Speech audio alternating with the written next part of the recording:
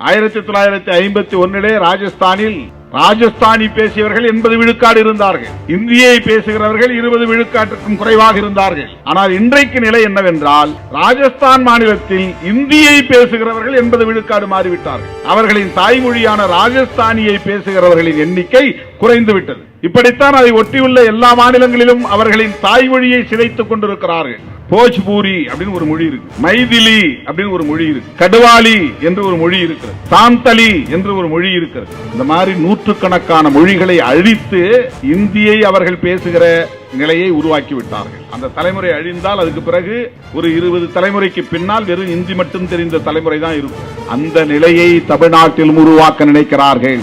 India முழுவதும் பேசப்பட்ட மொழி தமிழ் மொழி. வட இந்தியாவிலும் தமிழர்கள் வாழ்ந்தார்கள்.